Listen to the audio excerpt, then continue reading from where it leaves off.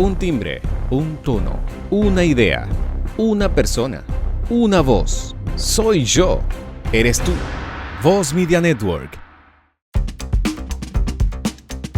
Los conceptos emitidos en este programa son de exclusiva responsabilidad de sus comentaristas.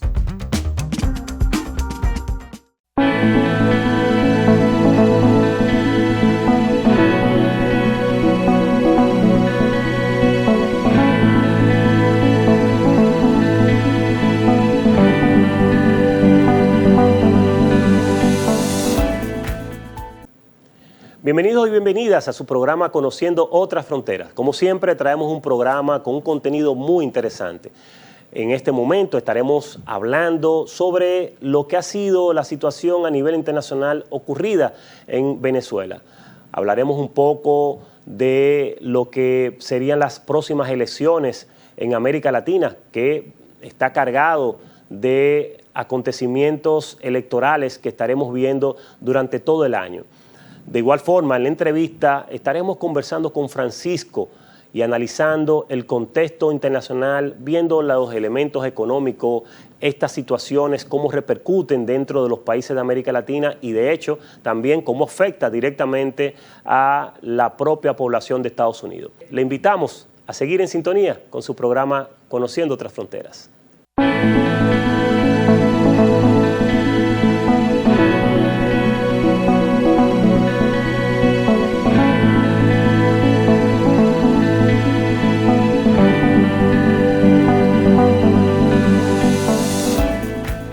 Ahora en Voz puede disfrutar de La Expresión de la Tarde.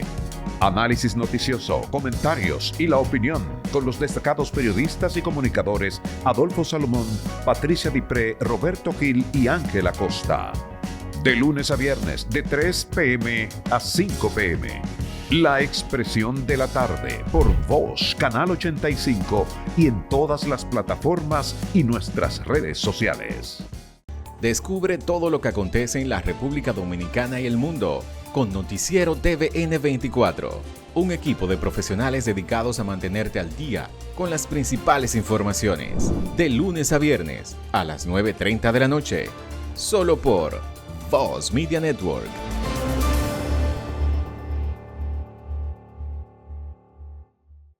La jungla política y social de RD ya no será la misma, porque cada sábado, Rafael Santos, Freddy Aguas Vivas y Hernán Paredes comentan los temas sociopolíticos y económicos que impactan a los ciudadanos que vivimos en esta jungla. Bienvenidos a la jungla, cada sábado, por Voz Media Network.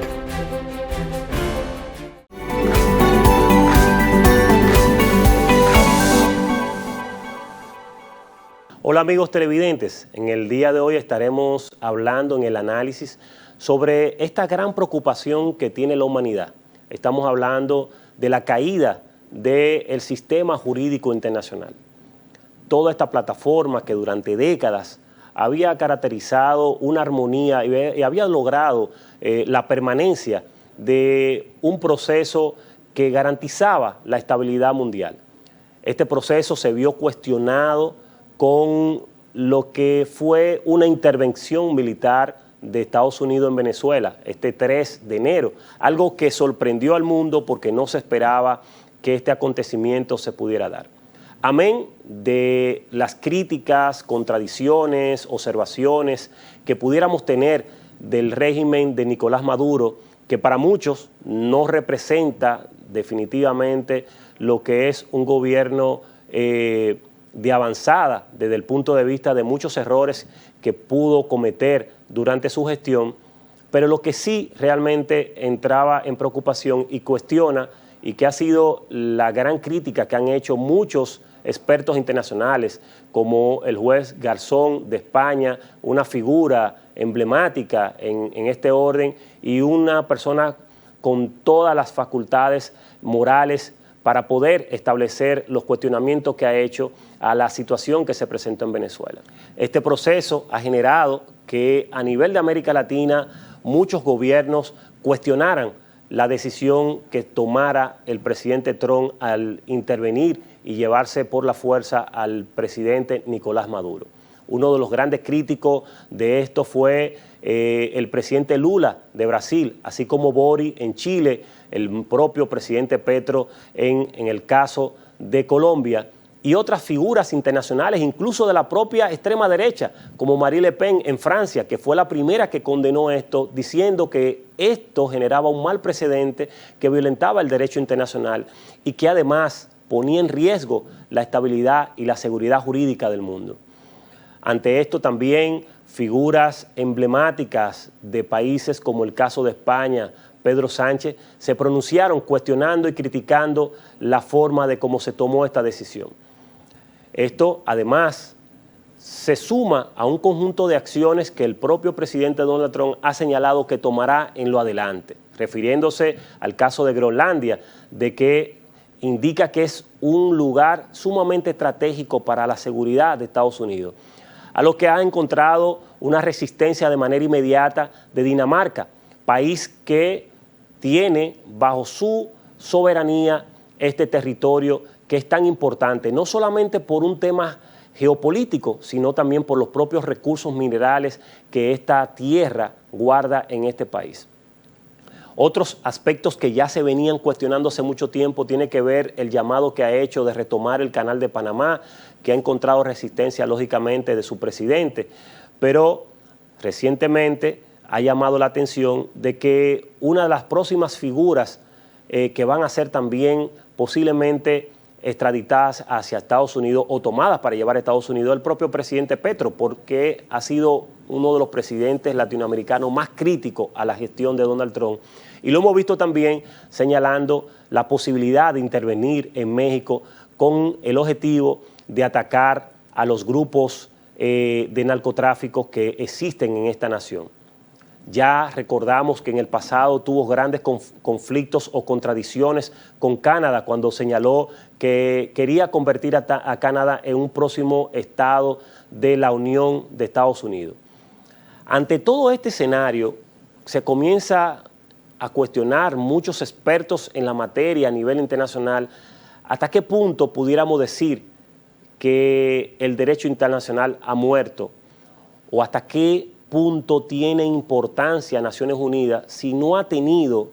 la suficiente fuerza o autoridad para poder retener este tipo de medidas que violentan a todas luces el derecho internacional. Incluso ha recibido resistencia en su propio Congreso con las medidas o resoluciones más recientes del Senado de Estados Unidos, que ha cuestionado seriamente que esta decisión se tomara sin la aprobación del Congreso. Las calles de Estados Unidos se han convertido en un océano de movilizaciones y manifestaciones en contra de estas medidas, no solamente porque entienden que las medidas han sido, han extralimitado el poder que se le otorga a un presidente en Estados Unidos, sino porque lo que se prometió durante la campaña era que Estados Unidos se iba a mantener como un país de paz y que iba a tratar de preservar y resguardar esa armonía internacional y respetar el derecho internacional. Eso fue parte de lo que prometió el presidente Donald Trump en una crítica contundente contra la administración Biden, que apuntalaba a generar un conflicto que posiblemente desencadenara en una tercera guerra mundial por el roce que tenía permanentemente con Rusia. Este discurso o estas propuestas de campaña han quedado en el olvido con las acciones que ha tomado el presidente Donald Trump recientemente.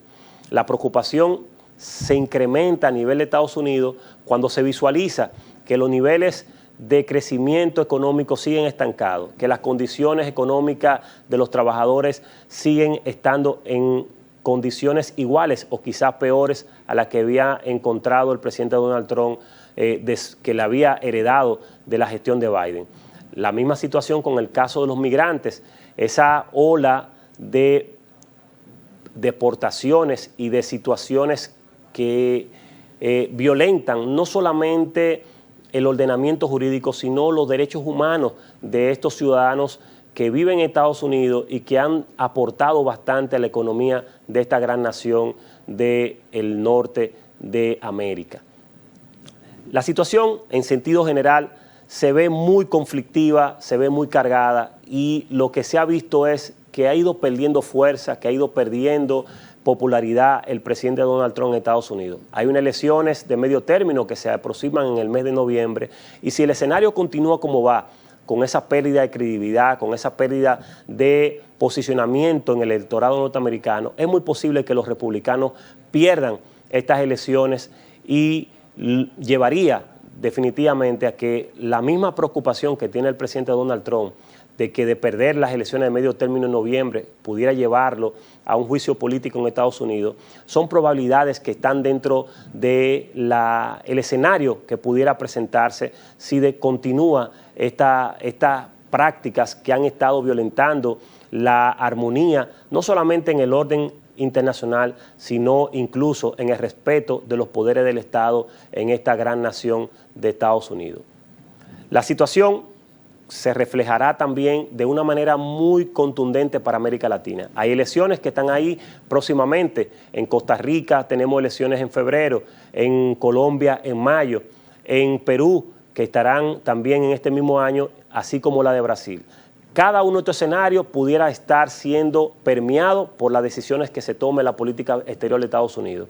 Pudiera favorecer a una política de derecha, pero que a la vez desfavorece a las poblaciones de América Latina que estarían entonces dirigidos por gobiernos con características muy abusivas desde el punto de vista de los derechos, pero también muy permisivas para seguir generando más poder y más acumulación de recursos para los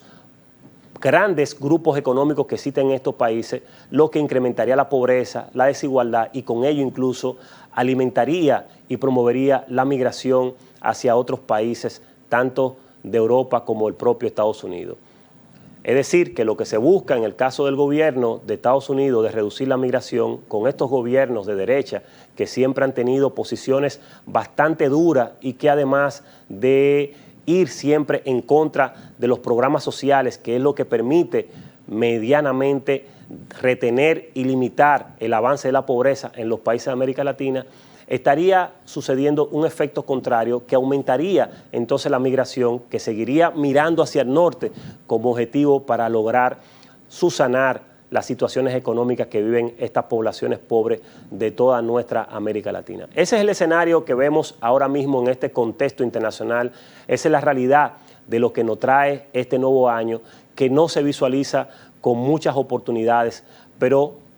es lo que ya queda sobre el tintero para que los gobiernos de América Latina comiencen a pensar de otra forma y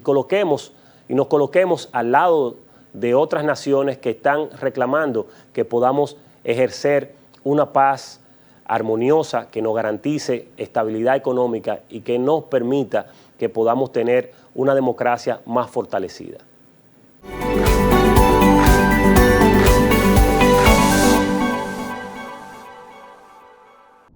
Prepárate a vivir las noches más emocionantes y entretenidas con Cae la Noche. Este nuevo programa, conducido por la carismática Angeli Moreno, llega para transformar tus noches en una experiencia inolvidable. Con un estilo fresco y dinámico, Angeli te llevará las informaciones y un recorrido por lo que han sido las noticias de nuestro país. Cae la Noche se transmite por el canal 85 de Claro y por Win TVO, también en el canal 85. Acompáñanos cada noche a las 7 de la noche por Voz Media Network. Soy Joaquín Ricardo y cada viernes a las 10 de la noche los espero en nuestro programa Comentarios y Reflexiones, en un espacio de entrevistas. Ministerio Público con persecución a la corrupción administrativa. No hay ni habrá solución dominicana a los problemas haitianos. Tratamos los temas nacionales e internacionales para conocimiento de nuestro público. ¿Quién se beneficia de la crisis de Israel? ¿Quién se beneficia de la crisis de Ucrania? Hasta colocarnos cerca de los países de la OCDE. No son reformistas, no son del partido. Los espero por Voz Media Network en Comentarios y Reflexiones. El análisis político, el análisis económico, la opinión, no se la pierdan en Voz Media Network todos los domingos a las 5 de la tarde. Hablando conmigo, hablando que uno se entiende.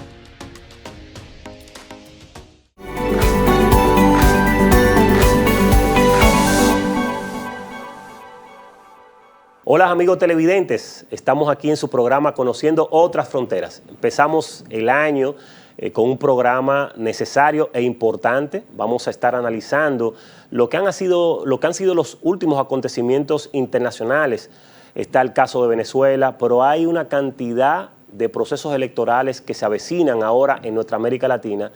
y de hecho hay grandes situaciones que se están presentando en la sociedad norteamericana, así como en otros países de Europa que comienzan a ser amenazados por el avance de la ultraderecha. Cada uno de estos aspectos lo estaremos analizando en el programa del día de hoy y para ello hemos traído un gran amigo, un gran colaborador de este programa, un economista con mucha experiencia en estos temas tanto nacionales como internacionales, que es nuestro hermano Francisco, que está de cumpleaños y que vamos a celebrar su cumpleaños haciendo algo que a él le gusta mucho, que es aportar con sus ideas para que ustedes que nos ven detrás de la cámara puedan seguir fortaleciendo sus conocimientos. Así que bienvenido, Francisco. Bueno, muchísimas gracias. Estamos aquí en cumpleaños y como tú dices, tratando temas que yo creo que son vitales, que la gente empieza a comprenderlo, porque a veces vemos los hechos que ocurren fuera de nuestro país como que no nos van a afectar de manera directa. Y yo creo que sí, que como ciudadanos del mundo y una economía pequeña como la nuestra, y además un sistema político y económico muy conectado con el mundo y con lo que ocurre, entonces lo que pasa en Venezuela, lo que pasa en América Latina y en el mundo, pues nos afecta directamente. Así es, Francisco. Tú sabes que indudablemente el tema para analizar tiene que ser Venezuela. El año arrancó, 2026, con esta sorpresa de una intervención en un país soberano y para muchos analistas estamos al frente de una transformación del sistema jurídico internacional. Y me gustaría un poquito analizar los hechos contigo, ver qué fue lo que movió, qué fue lo que sucedió y cuál es tu visión desde el punto de vista del economista, pero también de ese analista social que realmente ve la situación como algo que pudiera quizás transformar la realidad en lo que le toca a este año 2026 desde el punto de vista de los derechos internacionales. Bueno, lo que uno observó el pasado 3 de enero es algo que ya incluso el gobernante de Estados Unidos, Donald Trump, venía delineando y que incluso ha estructurado toda una idealización de su política exterior en base ya a una serie de elementos o criterios que desde el siglo XVIII, XIX en su país ya se estaban estructurando. Para conocer esa política exterior que se llama Don Roe, ¿verdad?, que le han llamado así, la ha etiquetado, hay que conocer primero qué fue el destino manifiesto, qué fue la doctrina Monroe y el corolario Roosevelt. Todos estos elementos se concatenan para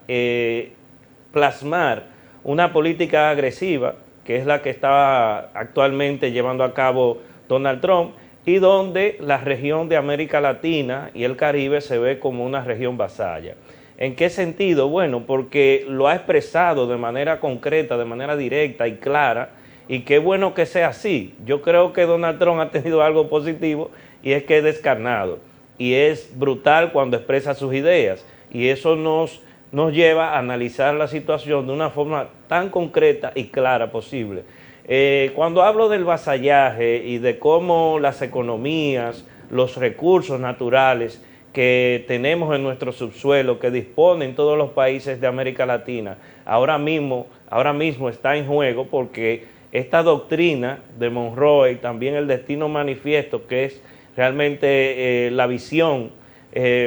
fundamental que tienen los Estados Unidos de que todo lo que está al sur del continente y todo lo que está al norte, ya lo estableció su segundo o tercer presidente, Thomas Jefferson, está destinado a ser parte del territorio o incluso de una zona de influencia de los Estados Unidos. Es decir, que lo que estamos viendo con Donald Trump es algo que ya se ha venido estructurando de manera ideológica y en principios de política internacional en Estados Unidos. Y para mí, yo creo que en los actuales momentos en que se está aplicando y la forma en que lo ha llevado a cabo Donald Trump contradice mucho la visión liberal, ¿verdad?, de estructurar todo lo que es una comunidad internacional basado en normas, basado en el respeto de ese entramado de instituciones que crearon lo que hoy da vida al derecho internacional, y cómo ha dicho que el derecho internacional que lo mueve es su propia moralidad, una moralidad bastante cuestionada y que todos sabemos que no responde a los intereses de la cooperación, la humanidad y desde luego la integración de todos los países en la búsqueda de soluciones comunes. Y bueno, yo creo que ese elemento ha entrado en crisis actualmente, y las perspectivas que uno ve en tanto latinoamericano, dominicano, caribeño, es que estamos en unos tiempos bastante difíciles en el sentido de que, dado la dependencia, por ejemplo, que tienen nuestras economías de la economía estadounidense, lleva a que nuestra política exterior se plegue a los intereses de Estados Unidos, no por un asunto de convicción, ni un asunto que tenga que ver con la moralidad de nuestra forma en que debe ser llevada las relaciones internacionales, sino por un asunto factual, por un asunto de real política, ¿verdad?, un asunto material de sobrevivencia, y a eso es lo que yo temo, o sea, que no podamos buscarle soluciones democráticas a los problemas que nos afectan como región y que solo estemos atinando a no molestar a quienes dirigen hoy a los Estados Unidos, que sabemos que es una dirección de un partido republicano ya fascistizado, es decir, con claras intenciones de imponer incluso en su propio país un sistema que desdiga de la democracia. Incluso yo creo que Donald Trump está tratando de hacer lo que Putin ha hecho en Rusia, es decir, dejar que los estamentos democráticos estén ahí intactos, pero con poca capacidad resolutiva en cuanto a controlar lo que es el poder omnímodo del presidente. O sea, para mí Donald Trump quiere ser un Modi en la India, un Putin o un Orbán en Hungría, que disponga incluso de la fuerza para imponer sus ideas. Y eso lo vemos incluso, Morillo, en el hecho reciente de que Donald Trump ha tomado el Ministerio Público de ese país para ir contra el presidente de la Reserva Federal de Estados Unidos, una institución que desde el punto de vista de la democracia liberal es una institución que se debe manejar con mucho cuidado y con cierta independencia del poder político de ese país. Entonces eso son derivas que uno ve, e incluso el uso del ICE, de la Guardia Fronteriza como fuerzas de choque, te da algunas similitudes con lo que ya hemos visto históricamente con el desarrollo del nazismo. O sea que es interesante lo que tú planteas, porque, y sobre todo, es un poco contradictorio con el planteamiento original del mismo presidente Donald Trump durante la campaña, donde él fue un duro crítico de la administración de Biden por su posicionamiento guerrerista y de provocación incluso contra Rusia. Recordemos que él decía durante la campaña que tan pronto él llegara al poder, él al día siguiente iba a establecer las condiciones para que se diera un acuerdo de paz entre Rusia y Ucrania, porque él entendía que Biden estaba llevando a Estados Unidos a una guerra, a una tercera guerra mundial, y que su visión era trabajar hacia adentro de Estados Unidos, recomponer todo el proceso, por ejemplo, capitalista hacia adentro, lograr que con los aranceles las empresas que estaban en China regresaran otra vez y la economía volviera a dinamizarse con la creación de nuevos empleos, y que además el sacar a Estados Unidos del tema de la guerra iba a generar también unos ahorros desde el punto de vista de los recursos que implica la inversión en los procesos bélicos. Ese fue el discurso. De hecho, gustó tanto que en la historia republicana nunca habían votado tantos latinos por un candidato republicano. Estamos hablando de que votaron un 47% de los latinos con derecho al voto en Estados Unidos votaron por Trump. O sea, que fue un hito histórico. Y esto básicamente porque todo el mundo entendía que la economía de Estados Unidos tenía una gran recesión y que ciertamente las ideas de Biden estaban empujando a un conflicto, a un choque posiblemente nuclear con Rusia. Pero llega este hombre con una visión que al principio fue interesante. Lo de los migrantes no nos sorprende porque él lo había dicho, lo había avisado, o sea, que iba a comenzar a sacar los migrantes, pero estos conflictos, estas amenazas que empezó inmediatamente contra Venezuela, que la ejecutó y la llevó a cabo, el caso, por ejemplo, de Panamá, de retomar el canal de Panamá, que él insiste con eso, y el caso de Groenlandia, que es un aliado a través de la OTAN, que es lo increíble, o sea, cómo él ha roto incluso ya hasta con las relaciones propias, naturales, que siempre lo han preservado de sus amigos y aliados europeos. Entonces, ahí, Francisco, todo este escenario que como tú bien describes y como ya hemos señalado,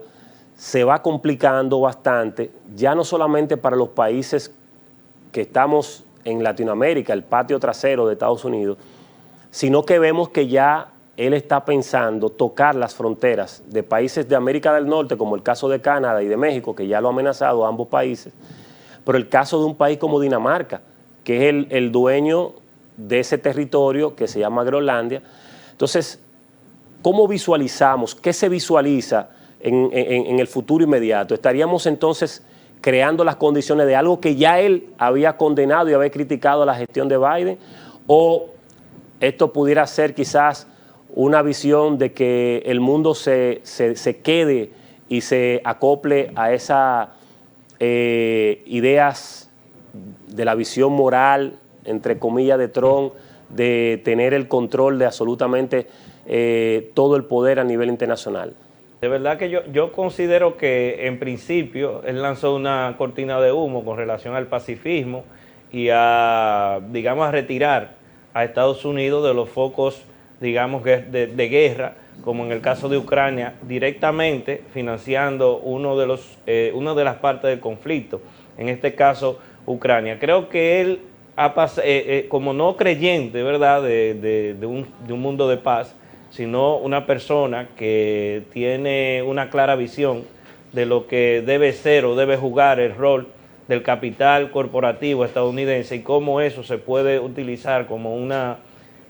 arriete político de intervencionismo en los países nuestros, pero no solamente, digamos, enfocándolo al caso o territorialmente a Latinoamérica. En ese sentido, él ha dejado, parece que ha creado algún nivel de, digamos, de sintonía con Putin, en el sentido de que, bueno, déjame mi zona de influencia, incluso se especula que también con China, de que yo haga algún nivel de reacomodo de las fuerzas políticas internas dentro de mi zona de influencia para poder apuntalarme política y económicamente. Y por eso Trump prácticamente se retira, digo yo, de todas las instituciones que de alguna u otra forma implican una especie de mordaza legal o digamos un marco legal. Se retiró de más de 50 instituciones ligadas a la ONU o digamos a la institucionalidad internacional, se retira de acuerdos como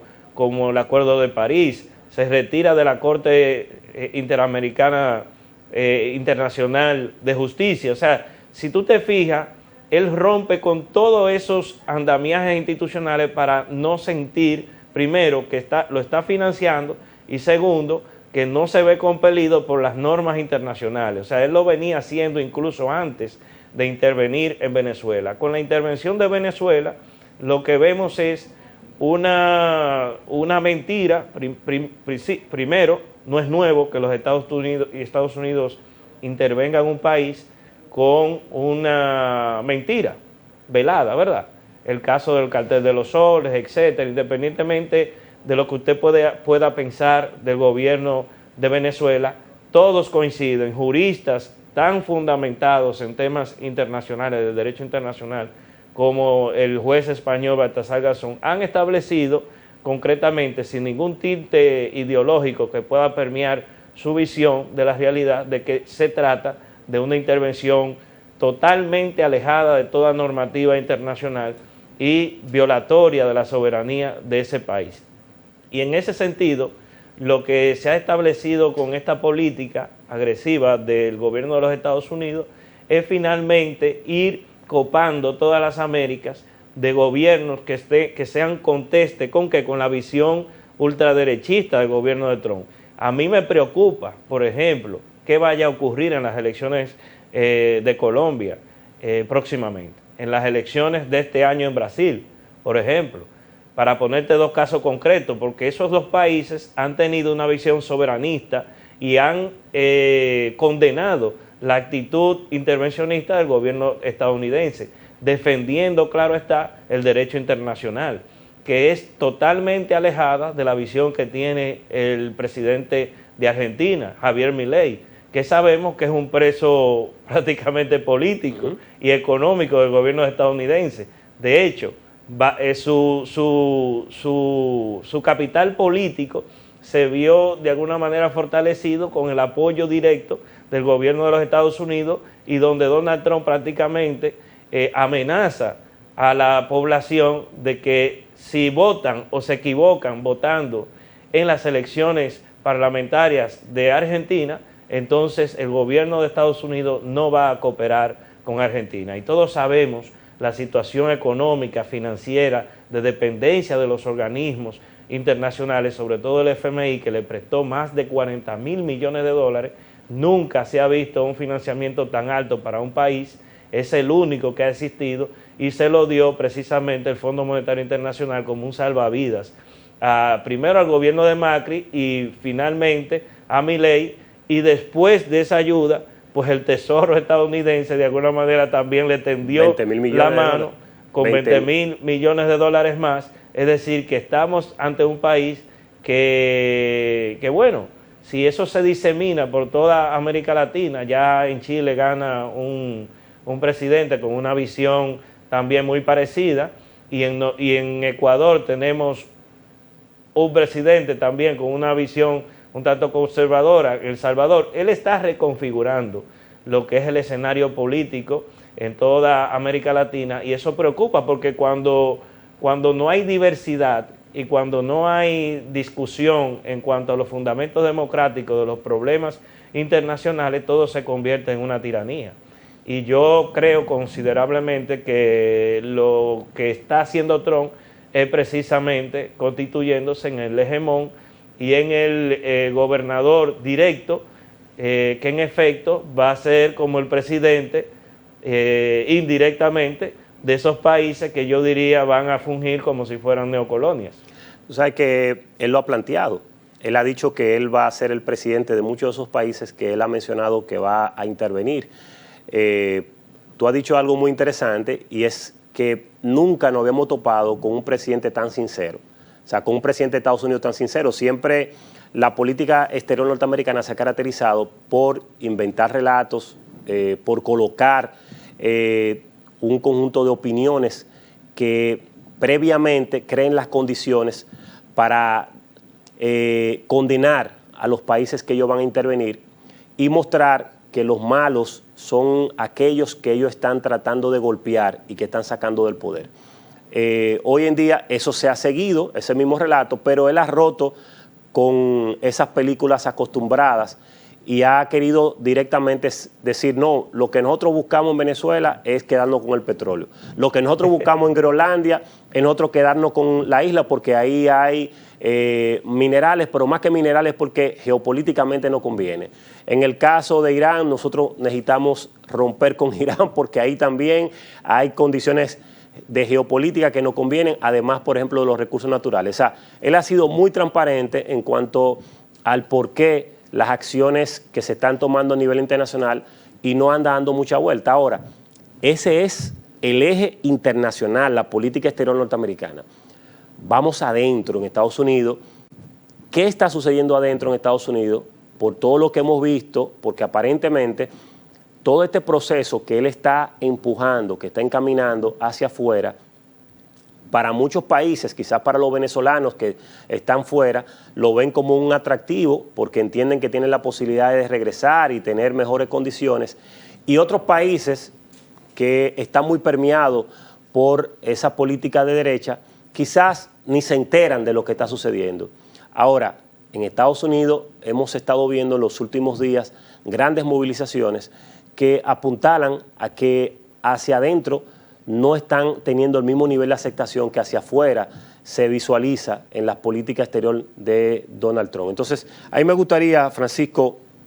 ¿qué le espera internamente a Donald Trump? O sea, por lo que se visualiza, por los acontecimientos que se están generando dentro de este país. Como él ha tensado tanto vamos a decir, el equilibrio político dentro de su propio país, por ejemplo, en primer lugar, por la política migratoria y cómo, en principio, como te decía, cómo el ICE y la patrulla fronteriza se ha constituido en una especie de fuerza paramilitar, no para sencillamente resguardar las fronteras de migrantes que pasan de manera natural, atraídos por las condiciones económicas a Estados Unidos, sino que se está viendo una política más allá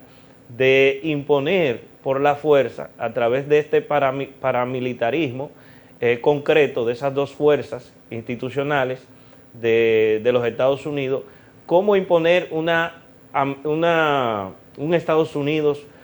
más blanco, un Estados Unidos en donde se imponga la fuerza sobre los derechos y la razón, y un Estados Unidos que ha tipificado a las personas que emigran de un país pobre hacia ese país como criminales. O sea, el mismo hecho de tú criminalizar la migración ya está poniendo en un sitial muy grandilocuente y además en un marco peyorativo y que crea miedo y peligro en esa población blanca, que es la que él ha capturado ideológicamente, que tiene miedo hacia lo desconocido, hacia lo de afuera, y que ha identificado, incluso ellos han podido, y eso es un gran acierto de la ultraderecha, de que los problemas que vive Estados Unidos hoy en índole económico,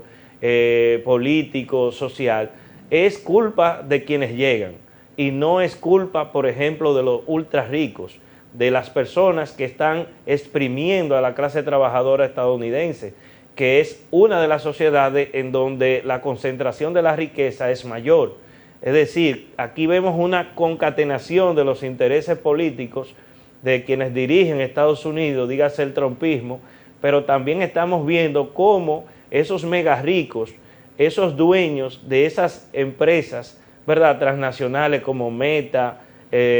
Amazon, el mismo Elon Musk, o sea, hay una internacional de gente ultra rica que está defendiendo sus derechos y sus intereses. Y entonces, ¿quién le garantiza esos intereses? Bueno, el gobierno de Estados Unidos. Pero el gobierno de los Estados Unidos, con Donald Trump a la cabeza, lo que ha creado la imagen de que el problema son los pobres migrantes que llegan a Estados Unidos y que han puesto el país de cabeza. Entonces, eso es un elemento que está trastocando bastante la situación política en los Estados Unidos. Ya Illinois, el estado de Illinois y el estado de Minneapolis acaban de demandar al gobierno federal por la entrada del ICE y de la patrulla fronteriza en su estado. O sea, ya estamos viendo los primeros conatos de desintegración política en Estados Unidos. Esto pueda generar un conflicto entre el poder estatal y el poder federal y desde luego la unión, porque Estados Unidos se basa precisamente en un país federado constituido por una serie de estados. Si esos estados comienzan a desacoplarse a la política federal porque la entienden que es una política que no vela por sus intereses y no se sienten identificados política ni ideológicamente, entonces ahí comienza la desafección. Yo creo que ese es el primer elemento positivo desde el punto de vista del poder que ha consolidado Donald Trump hasta ahora, de ir mellando ese poder e ir desautorizándolo. El otro elemento que yo veo que va a gravitar fuertemente en la política interna de los Estados Unidos es el tema del desprecio que tiene Donald Trump de la institucionalidad democrática. Te hablaba de que recientemente acaba de intimar el Ministerio Público de los Estados Unidos al gobernador o al presidente del Banco Central de los Estados Unidos, que es de la Reserva Federal. Algo impensable. Pero ¿qué quiere Trump con ello? Trump lo que quiere es que de manera política él decida cuál es la política monetaria que debe asumir ese país. O sea, que él como presidente defina cuándo se sube o se baja las tasas de interés. ¿Por qué está interesado Donald Trump en mellar la autoridad de la Reserva Federal? Porque él entiende que la situación económica actual de los Estados Unidos, una manera de contentarse con la clase popular o la clase media consumidora de su país es bajando las tasas de interés de tarjetas de crédito, de préstamos, para que la gente siga consumiendo y se desligue del problema político que está gravitando actualmente. Por el otro lado, su política de arancel no ha funcionado, no ha podido revertir la tendencia del déficit comercial de Estados Unidos con sus principales competidores, porque no es un asunto de poner arancel, es un asunto de competitividad, de precios. Y él no lo puede decidir de forma a fuerza de cañón, de aranceles. Y en consecuencia, con el control de la Reserva Federal, si yo bajo las tasas de interés, voy a bajar el precio del dinero, eso va a generar una demanda de dólares más alta y en consecuencia el dólar se puede depreciar y en consecuencia también los productos que produce Estados Unidos van a ser más baratos en el mercado internacional. El tema inflacionario parece que él no le está dando mucha mente a eso, porque el asunto es que el dólar no es como el peso que se queda en las fronteras de la República Dominicana. El dólar fluye hacia los mercados internacionales y los trabajadores lo emiten y lo llevan a otros países a través de las remesas. Es decir, que el efecto de un aumento de la cantidad de dinero en circulación no es automático, aunque sí va a generar inflación. Y en consecuencia, si la situación económica se degrada, si hay un fuerte peligro sobre la institucionalidad democrática de los Estados Unidos a través del ataque a la Reserva Federal y por el otro lado, en el tema más social, territorial, la agresividad con que el ICE y esos organismos paramilitares, diríamos así, de aplicación de la ley migratoria siguen tensando la situación social, yo creo que en noviembre, si esto sigue así, el Partido Republicano va a salir muy mal parado. De hecho, ya en las elecciones que se han hecho en algunos estados, lo han estado perdiendo de manera consistente. Paradigmáticamente, para no mencionar el caso de Nueva York, porque Nueva York es un estado y una ciudad totalmente azul, demócrata, Miami, por ejemplo. La alcaldía de Miami, que es un estado republicano donde hay presencia importante de latinos conservadores, con la comunidad cubana, con unos nuevos venezolanos que hay por ahí, ¿verdad? Que con esa política de asedio mediático han podido migrar ideológicamente desde el centro y hasta el centro izquierda hacia una ultraderecha. Usted consulta a los venezolanos que están en el exterior, la mayoría apoyan a Milei, la mayoría dicen que abajo el socialismo, pero no lo entienden en el sentido práctico, sino que han sido inducidos por la realidad que ha vivido su país a tener una visión muy crítica y muy conservadora de la realidad política y económica, incluso de los Estados Unidos. Sí, eso, mira, lo que tú señalas es interesante, Francisco, que uno pueda ver. Tú hablabas, por ejemplo, del ICE, está también la Guardia Nacional, que él ha aprovechado para tomar estados. Lo hizo en Washington, lo hizo en Maryland, y lo ha hecho en otros, bueno, lo hizo también en California, cuando los estallidos sociales que se dieron por las movilizaciones contra el abuso de ICE, y ese ha sido como un modelo repetitivo que él está utilizando en todo el territorio para obligar a los gobernadores que no responden a su línea política de asumir posturas que vayan en dirección de lo que él desea. Eso es muy peligroso por lo que tú señalabas desde el punto de vista institucional, sobre todo en un país que ya tiene una historia de guerras civiles que se han dado por estos mismos conflictos de intereses entre estados. Todos conocen lo que fue la guerra que se dio, que generó un conflicto entre los estados del sur y del norte. Y es básicamente por intereses económicos, y en esta ocasión estamos hablando de intereses económicos, pero también intereses que tienen que ver con el orden jurídico, que es la parte más importante. Hay algo muy significativo Francisco, que hay que rescatar de todo esto que tú mencionas, y es cómo él ha querido, con el tema de aranceles, imponer que las empresas vuelvan otra vez hacia Estados Unidos, y no entiende que es un modelo que el mismo sistema norteamericano desarrolló hace ya más de 40 años. Entonces, tú desmontar un modelo que ha sido efectivo para el capital, que como tú señalas, es un capital que no está exclusivamente en Estados Unidos, sino que está distribuido en todo el mundo, y sobre todo con sus países competidores, como el caso de China, que contó con una gran influencia de ese capital y que al día de hoy todavía se mantiene. El caso de Amazon, el caso de Walmart, que son dos cadenas importantes de distribución de mercancías y de servicios en Estados Unidos y de las más importantes del mundo,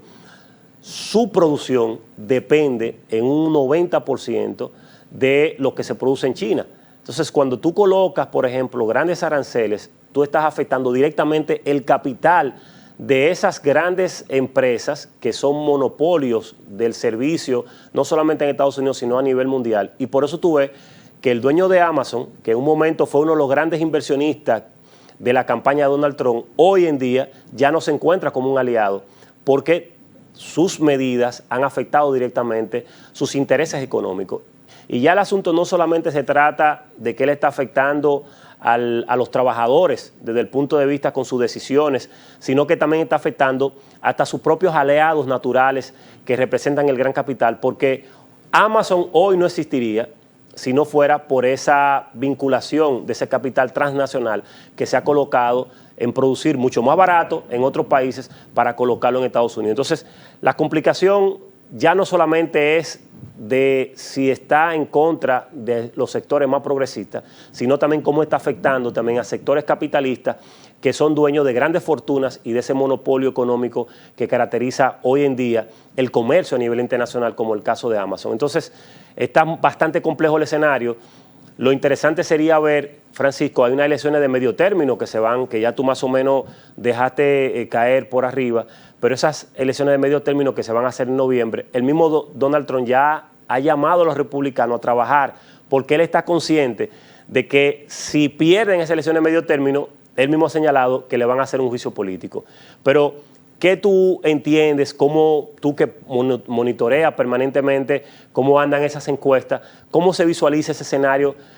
atendiendo todo esto que ya hemos mencionado, cómo va el contexto y cómo él mismo ha ido creando las condiciones quizás para que en noviembre el proceso electoral pudiera ser inverso a sus intereses? Bueno, mira, él está bastante consciente de que sus políticas actualmente están llevando a Estados Unidos a una tensión político y social que por el momento, por eso él quiere una gran victoria con relación al tema de Venezuela y quiere dar un golpe de efecto con la cuestión de Groenlandia. O sea, si él logra de alguna manera salir cómodo de la situación de Venezuela, pero también logra de alguna manera concretar algo con relación a Groenlandia, es probable que Donald Trump pueda revertir la tendencia que lleva hacia el rechazo a su política y a su administración. Desde luego, algo positivo que ha traído todo esto es que los demócratas que antes estaban dormidos y que solamente el ala, vamos a decir, más de izquierda del Partido Demócrata ha podido efectivamente llevar una política coherente de, vamos a decir, de oposición al gobierno de Donald Trump, en el caso de los democráticos socialistas de América, que recientemente acaban de colocar a un alcalde en una gran ciudad, que como es Mamdani, Zohran Mamdani, es la única facción del Partido Demócrata que activamente estaba haciendo la oposición. Pero con todo esto que te estoy mencionando y lo que hemos descrito internamente, ha cohesionado y ha hecho que muchas figuras del Partido Demócrata pues ya comiencen a hacer activamente oposición, porque la situación ya está a un punto de que tú no puedes estar pasivo en términos políticos. La situación en Estados Unidos está muy caldeada, social y políticamente, y eso positivamente ha hecho que muchos elementos del Partido Demócrata, sobre todo los más conservadores, pues hayan entrado al redil de la oposición agresiva y frontal al gobierno de Trump. Decía que si Trump sale de manera cómoda de la situación internacional, que yo la veo un poco complicada, cómo él puede realmente mediar medianamente para lograr salir en una situación cómoda de Venezuela y con la situación de Groenlandia, no le veo posibilidad actualmente de que eso pueda salir como él lo tenía pensado. Y desde luego, si cambia la correlación de fuerza en el Congreso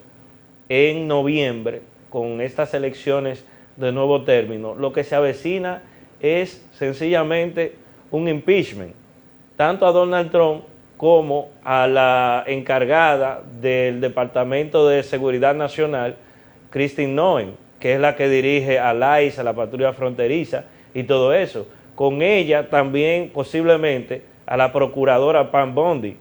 que ha instrumentalizado la justicia con fines políticos. Eso es evidente, con la instrumentalización jurídica, que es más o menos lo que llaman el lawfare, contra figuras determinantes de la institucionalidad democrática de los Estados Unidos, como el gobernador del Banco de la Reserva Federal, pero así también con la situación de Nicolás Maduro, que independientemente de si usted está a favor o en contra, o de lo que usted piense sobre la figura de Nicolás Maduro, era un gobernante en ejercicio de un país soberano como Venezuela, y que se haya prestado precisamente esa procuradora para instrumentalizar un expediente diciendo que ese personaje político formaba parte del Cartel de los Soles, cuando el Cartel de los Soles es una entidad criminal inexistente, y que de hecho ellos tienen que probar en los tribunales que todo lo que ellos dicen sobre Nicolás Maduro y todas las imputaciones que realizan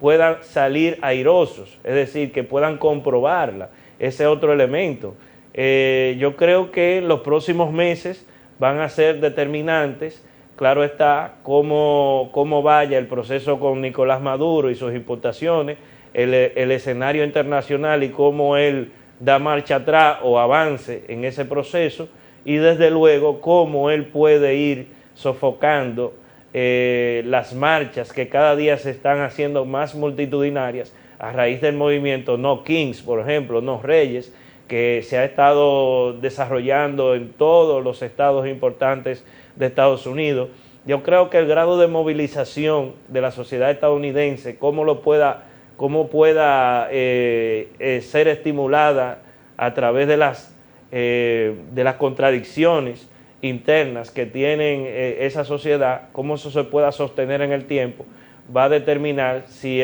Donald Trump finalmente va a salir muy desgastado de este proceso y si finalmente eso se traduce en un cambio político importante dentro de la Cámara de Representantes y el Senado de Estados Unidos, que yo creo que es el único elemento de tipo institucional y legal y constitucional que tiene Estados Unidos para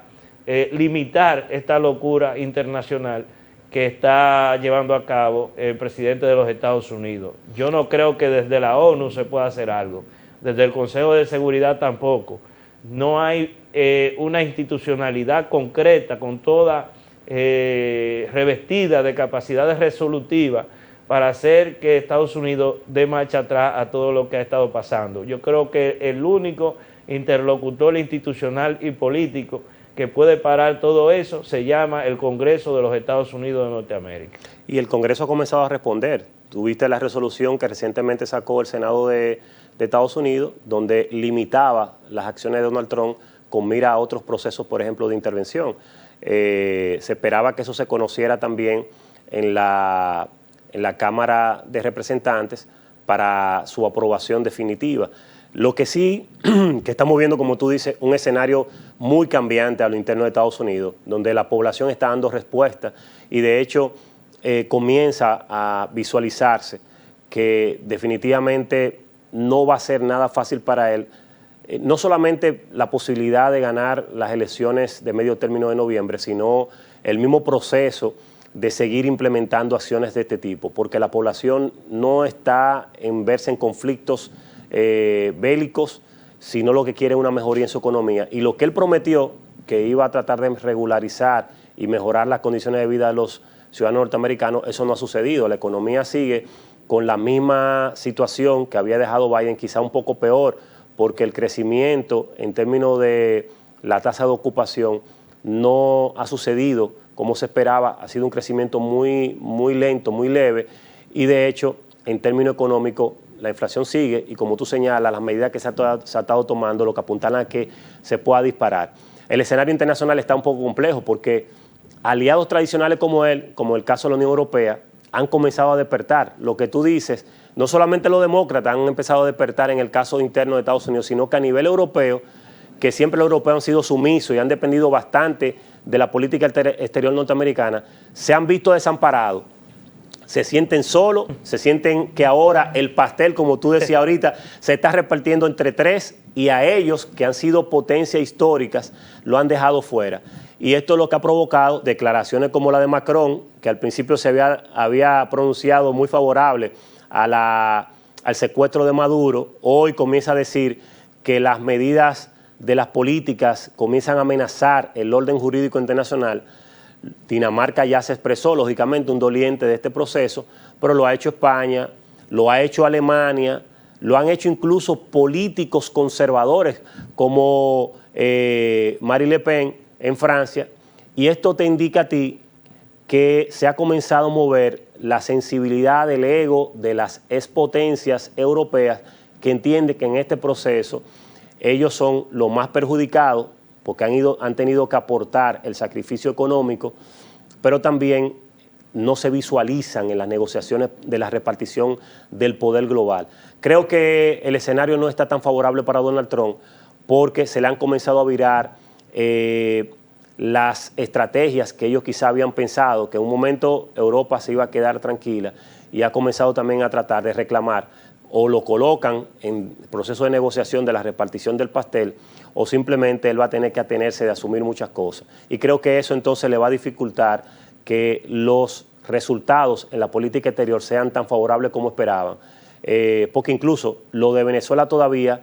está por verse. No se visualiza con mucha claridad el escenario de lo que allí va a seguir sucediendo. Aunque ellos dicen que los chavistas le están respondiendo, el discurso que uno ve de Delcy Rodríguez es otro. Entonces, todavía un escenario muy incierto, creo que hay muchas cosas por definir, Francisco. Me están señalando que el tiempo se nos ha agotado, pero me gustaría que tú puedas cerrar con unas palabras muy puntuales para que podamos concluir este programa, que es bastante interesante, y creo que vamos a tener que venir más a menudo, Francisco, para que hagamos esto más como si fuera una tertulia intelectual que sirva para arrojar siempre informaciones frescas con datos que permitan poner a pensar a nuestros amigos televidentes. Mira, concretamente, ya para concluir, yo diría que Europa se dio cuenta de que el derecho internacional vale menos que la pólvora y el poder y los arsenales armamentísticos, y eso la ha dejado desamparada. De hecho, ellos confiaron bastante en su socio, Estados Unidos, y desde luego con la llegada de Trump han quedado al descubierto de que ellos no son prioridad para Estados Unidos, ni en términos de defensa, ni tampoco en los principios y valores que supuestamente sustentan al orden internacional. Y en el caso de Venezuela se ha dado una ruptura, se ha dado una decapitación del gobierno chavista, pero el gobierno chavista, como tiene el dominio de todo el territorio y de la soberanía concreta del país, Donald Trump ha entendido que es mejor seguir con esa estructura que ponerle, digamos, el pastel a disposición de la oposición díscola de Venezuela, que no está unida, es lo primero, y que desde luego no tiene una base de apoyo real en el territorio que garantice, por ejemplo, el orden y la seguridad del Estado venezolano. Y ellos lo entendieron perfectamente, y por eso Donald Trump se va a reunir prontamente con su discípula y le va a pasar la manita para que se esté tranquilo, María Corina Machado. Pero era previsible lo que iba a pasar, es decir, el poder se manifiesta de una forma concreta y llevándose casi siempre por la realidad y por la razón, no es por los deseos. Así es. Gracias, Francisco. La verdad que ha sido una entrevista muy interesante. Creo que hay informaciones muy puntuales que van a permitir que nuestros amigos televidentes puedan conocer qué es lo que está pasando ahora mismo en el contexto internacional y cómo esto no es tan como se muestra en los medios de comunicaciones tradicionales, sino que hay que seguir profundizando un poco más para entender los intereses económicos que están de por medio en esta política exterior que está promoviendo Donald Trump. Amigos, les invitamos a seguir conectados con este canal Voz Media y con su programa Conociendo Otras Fronteras.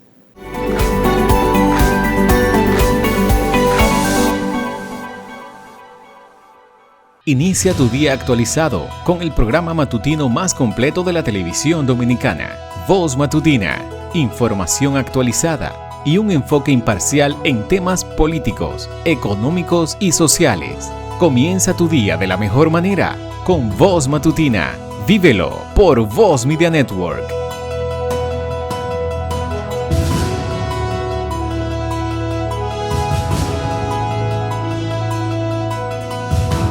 Llegó la hora de la figura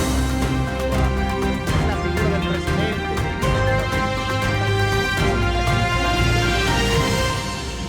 Soy Hernán Paredes y te invito a sintonizar el programa Voz Vespertina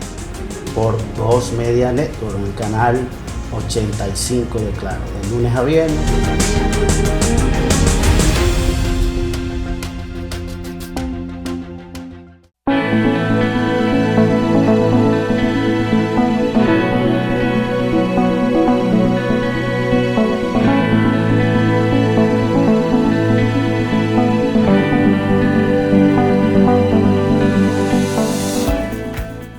Hemos llegado al final del programa del día de hoy, como siempre esperando que el contenido haya sido de su interés y que sirva para seguir fortaleciendo sus conocimientos. La invitación es a que nos sigan siempre a través de este canal Voz Media y en nuestras redes sociales de Conociendo Otras Fronteras. Nos vemos el próximo domingo a las 12 del mediodía.